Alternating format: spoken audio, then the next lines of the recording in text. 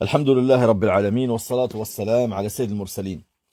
On se voit réellement dans l'obligation, Wallah, et je pèse mes mots quand je dis dans l'obligation de faire cet audio par rapport au nombre de frères et de sœurs en dépression. C'est incroyable, Wallah, c'est incroyable. J'aurais jamais cru que il y en avait autant. C'est parce que je ne lis pas tous les messages. Je ne lis pas tous les messages, vu qu'il y en a beaucoup. Malheureusement, je ne réponds que à très très peu. Et je réponds, je vais vous être honnête avec vous, aux questions qui peuvent se trouver dans le livre. Quelqu'un qui me dit, j'ai oublié de faire le wudu. Est-ce que je dois rattraper ma prière? Je vais lui dire, oui, vas-y, rattrape ta prière, refais le wudu. Mais voilà, très souvent, les frères, ils demandent des questions où il faut retourner vers les ulama. Je réponds pas, ou je leur dis, les frères, posez la question aux ulama. Maintenant, en feuilletant un petit peu les questions, et je vois qu'il y a énormément de frères et de sœurs qui sont en dépression. Au point que, là, à ce matin, 3 personnes m'ont dit, je suis en dépression. Dont un frère, je pense qu'il est avec nous parce qu'il m'envoie des messages pratiquement tous les jours. Et le frère, il est gravement malade. En fait, il est tombé gravement malade à cause de ça. Il est en dépression. Donc, il faut que vous compreniez une chose. Il faut que vous compreniez une chose. C'est normal d'être en dépression si tu cours derrière le faux bonheur. C'est tout à fait normal. D'accord? Le faux bonheur. Allah, il t'appelle, il te dit, وَمَا الْحَيَاةُ الدُّنْيَا إِلَّا مَتَاعُ الْغُرُورِ. Yani, la dunya, elle n'est qu'un piège. Je t'explique pourquoi. La dunya, Isa alayhi salam, il a été rapporté que Isa, il l'a comparé à la mer. Il dit celui qui court derrière la dunya, il est comme celui qui boit l'eau de la mer. Mais sauf que l'eau de la mer, quand tu en bois, t'as encore plus soif. Tu bois encore, t'as encore plus soif. Tu bois encore jusqu'à ce que tu en meurs. D'accord? Donc, l'eau de la mer ne va jamais te rassasier. Tu sens le goût de l'eau passer dans ta gorge, mais elle n'est en aucun cas bénéfique à toi. Elle est même plus que ça, elle est nuisible. Et elle va même te tuer si tu en exagères. Donc, maintenant, je te donne une chose. Pourquoi Allah t'a créé? Pourquoi il a créé tes yeux? Pourquoi il a créé ton cœur? Pourquoi il a créé tes mains et tes pieds? Pour l'adorer. Tes yeux ont été créés pour voir. Si je t'enferme dans le noir, pourtant t'es voyant, je t'enferme dans le noir. Et écoute-moi bien, mon frère, écoute-moi bien, ma sœur. Barakallahu fik. Comprends. La religion, elle est là pour être comprise. Elle n'est pas là, le Coran n'est pas là pour être simplement lu et répété comme un perroquet sans aucune compréhension. Allah, il t'a envoyé le Coran pour que tu le comprends. Il te parle. Moi, en ce moment même, je te parle. C'est pas pour que tu entends ma voix. J'essaie de te délivrer un message. Allah, il t'a envoyé le Coran, il te délivre un message. Il t'a envoyé un prophète pour te délivrer un message. Comprends ce message pour que tu puisses l'appliquer sur ton corps et surtout sur ton cœur.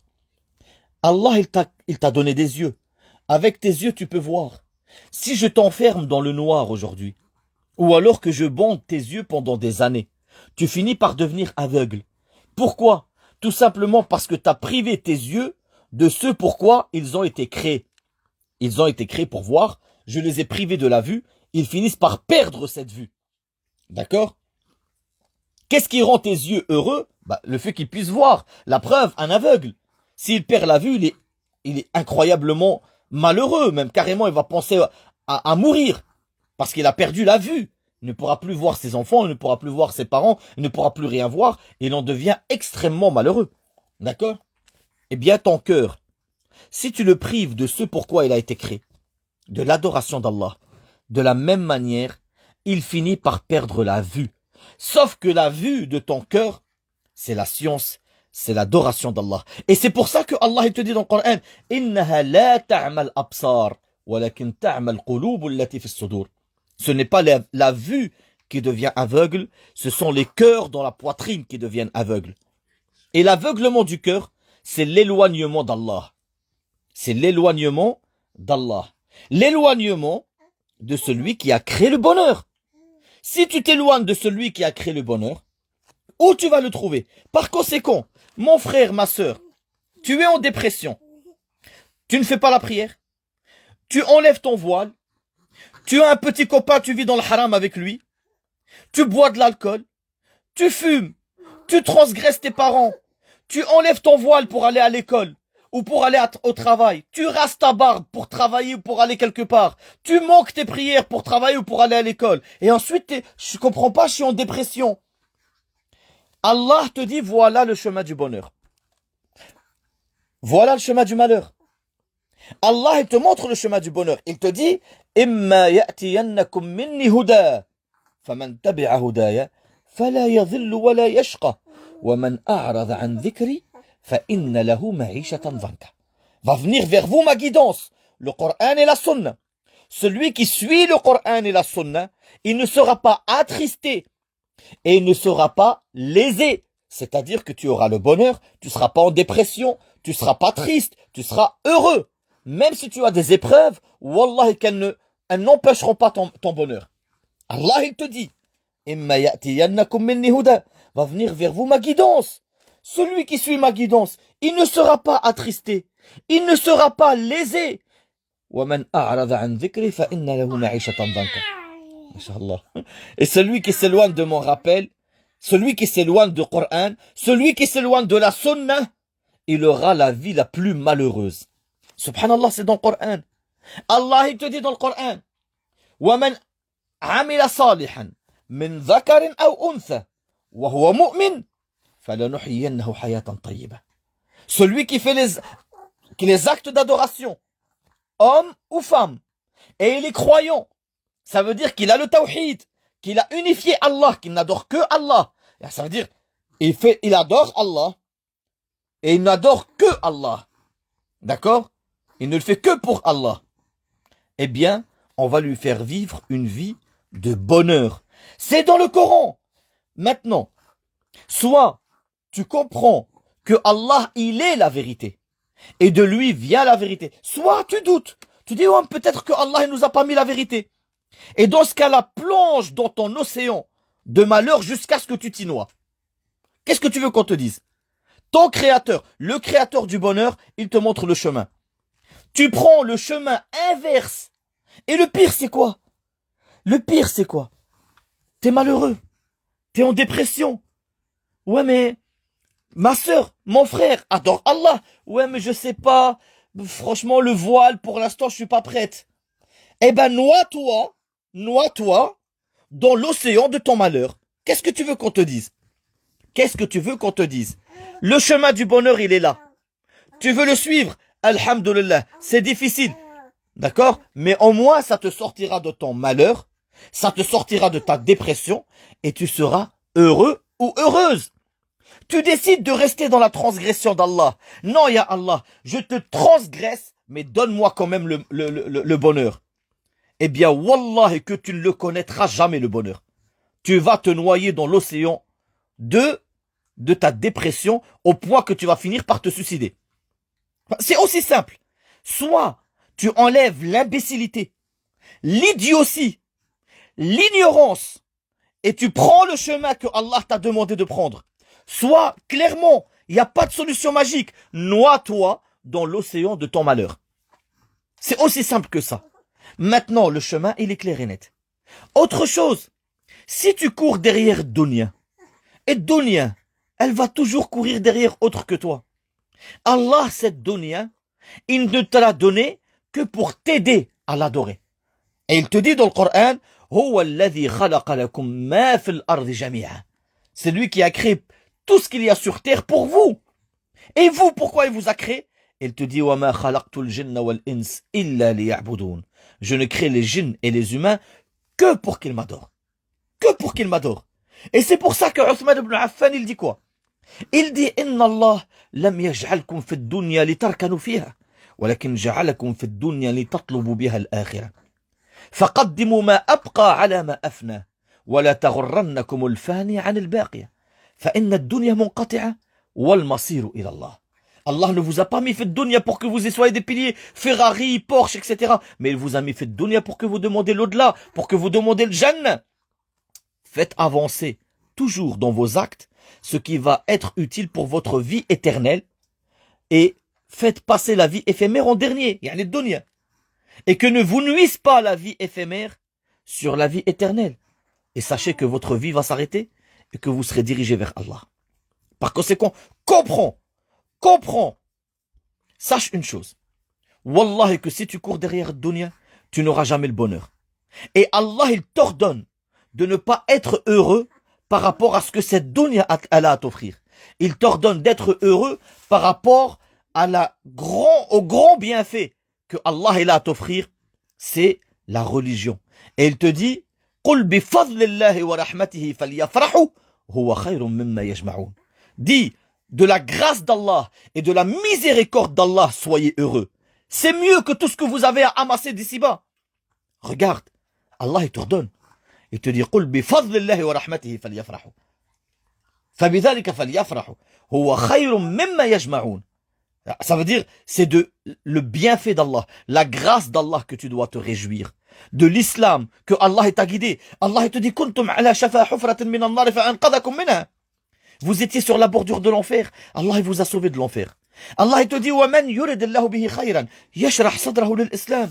Celui que Allah lui veut le bien, le bonheur, il va ouvrir son cœur à l'acceptation de l'islam. Le prophète sallallahu alayhi wa sallam, il te dit, مَنْ يُرِدِ اللَّهُ بِهِ خَيْرًا يُفَقِّهُ فِي الدِّينِ. Celui que Allah lui veut le bien, le bonheur, il va lui donner la jurisprudence de la religion. Abdullah ibn Omar, il dit, Wallahi, nahnu fi sa'ada, nahnu fi farah, nahnu fi sa'ada law alimaha al-muluk, wa abna al-muluk, la jahadouna alayha bis-suyuf. Pourtant, il était pauvre.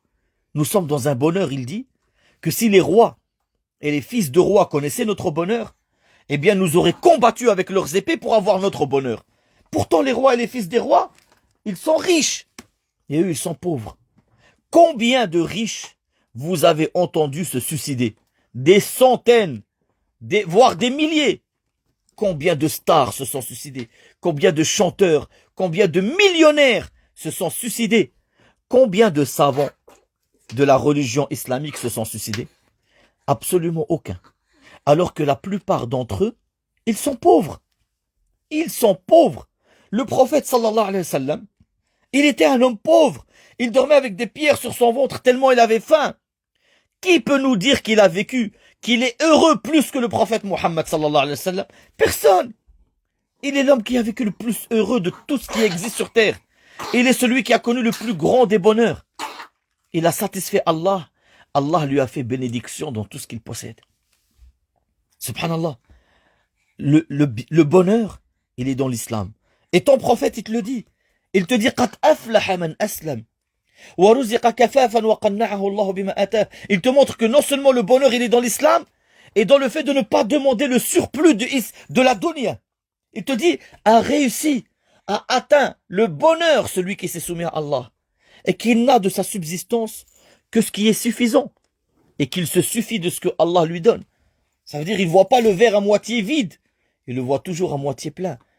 Quand tu lui donnes une chose, il te dit pas, c'est tout. Il te dit, alhamdoulilah, j'ai déjà ça. C'est déjà très bien. C'est ça le bonheur. Allah, il a appelé la salat al-falah, la réussite. Et tu l'entends 5 fois par jour. Hayya ala salah, hayya ala al-falah.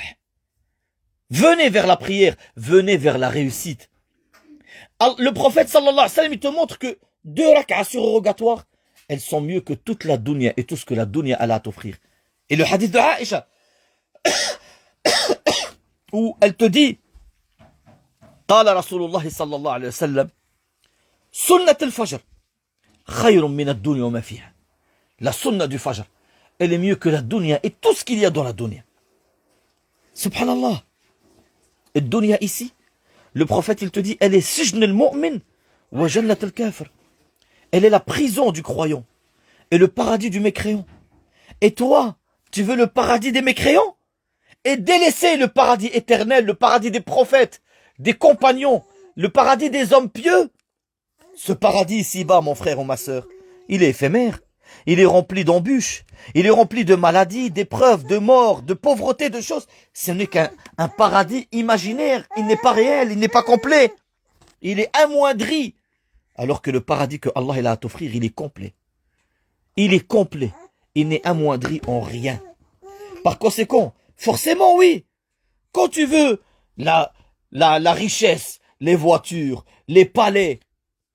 Et ensuite tu es en dépression. Et dunya, tu en seras jamais satisfait. Celui qui court derrière dunya, trois choses vont courir derrière lui. Un malheur éternel. Une fatigue éternelle et un but jamais atteint. Et un but jamais atteint. Ça, c'est trois choses. Excusez-moi.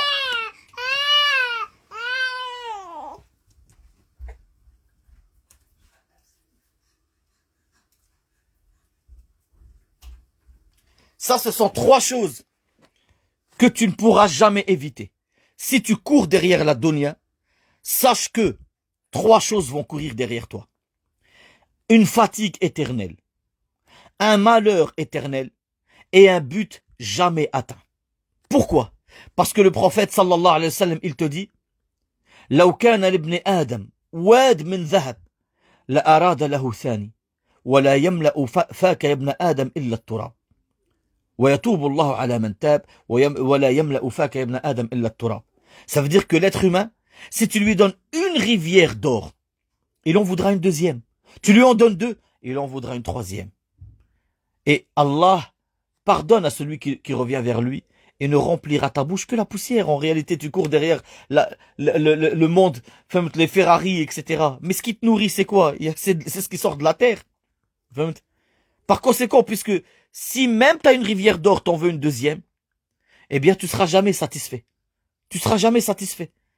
Parce que si tu en as deux, t'en voudras trois. Si je te donne un simple exemple. Hein. Tu le vois aujourd'hui. Tu as le dernier iPhone. Tu as le dernier iPhone. Tu as le dernier Samsung. Ils vont en sortir un nouveau, tu le voudras. Et celui que tu as là en ce moment, avec lequel tu m'écoutes, tu le voudras plus. Tu vas le voir obsolète. Pourtant, tu as tout fait pour l'avoir. Mais dès qu'ils vont sortir un nouveau, ben celui que tu as dans les mains là maintenant, t'en voudras plus. Tu voudras le nouveau. Et tu achèteras le nouveau. Et ils vont en sortir un nouveau, t'en voudras plus. Tu voudras le nouveau.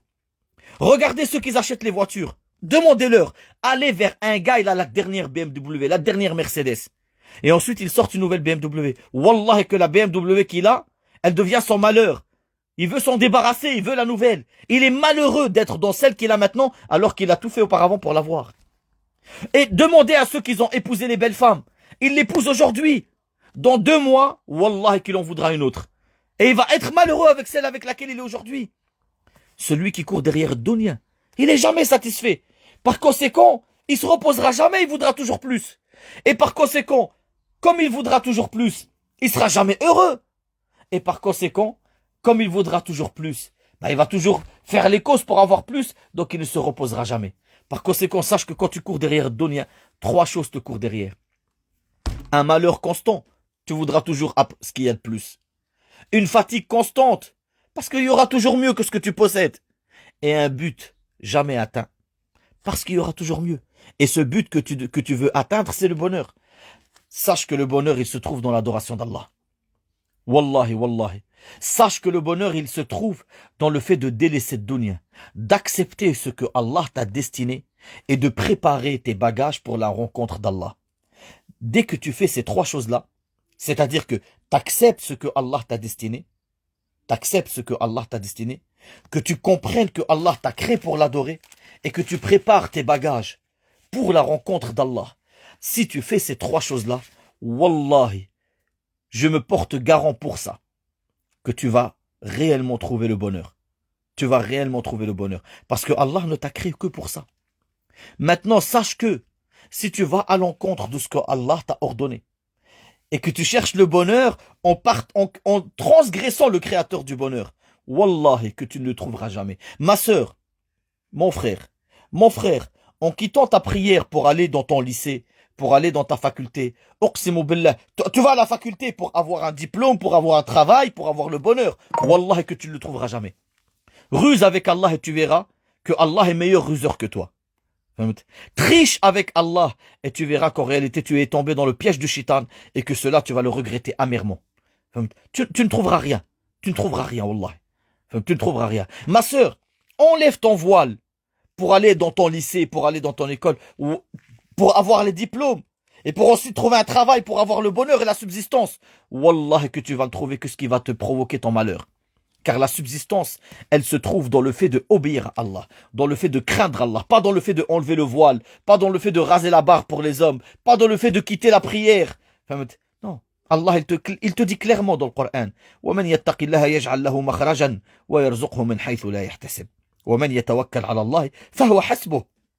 Celui qui craint Allah, qui fait les obligations, qui s'éloigne des interdictions, Allah, il te dit, celui-là, Allah lui donnera une solution à tout problème et lui donnera sa subsistance de par là où il ne s'attend pas. Et celui qui compte vraiment sur Allah, celui-là, Allah lui suffira. Tu veux que Allah te facilite ta vie? Ce n'est pas en enlevant ton voile pour aller dans ton lycée ou dans ta faculté.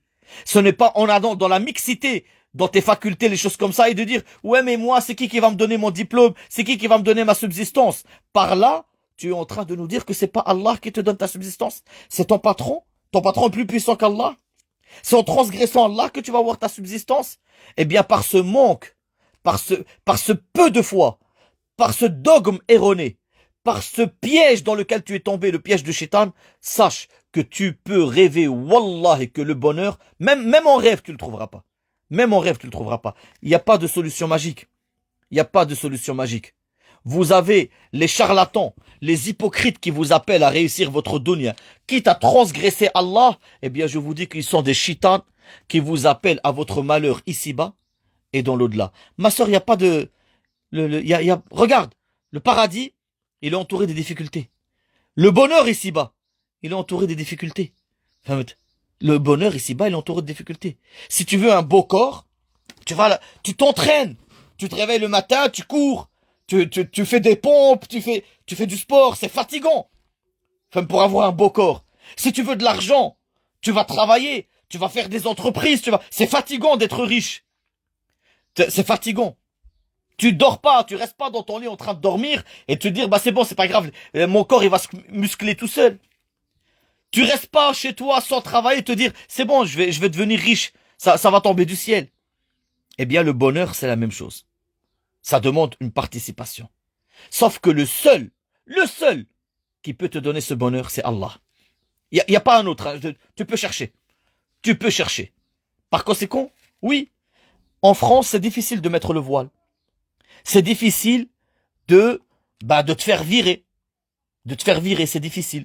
De ton lycée, de ton travail, de ta faculté, parce que tu as mis le voile. C'est difficile.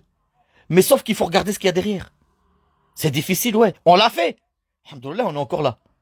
Ou alhamdoulilah, Allah nous a donné mieux. Ou alhamdoulilah, on espère qu'on l'a fait pour Allah. Peut-être Allah va nous pardonner nos péchés. Au moins, je pourrais dire, ya Allah, j'ai fait quelques causes pour pouvoir te satisfaire. Tu vois? Maintenant, on n'en est pas mort. On sait que Allah nous a envoyé un prophète qui est véridique, qui nous dit la vérité, qui ne ment pas, et qui nous dit celui qui quitte quelque chose pour Allah, Allah lui donnera mieux.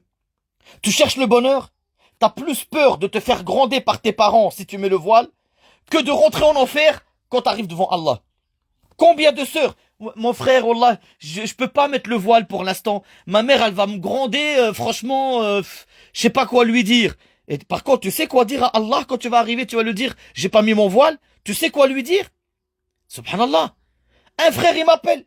Bah non, pour l'instant, je peux pas faire la prière. Ils vont me virer de ma classe. Tu préfères être en enfer, viré du paradis? Que ouais, mais qu'est-ce que je vais dire à mes parents? Et qu'est-ce que tu vas dire devant Allah? Réveillez-vous les frères. Réveillez-vous, barakallahu fikum. Qu'Allah nous accorde le bonheur. Subhanakallahumma wa bihamdik. Ashhadu an la ilaha illa anta astaghfiruka wa atubu ilayk.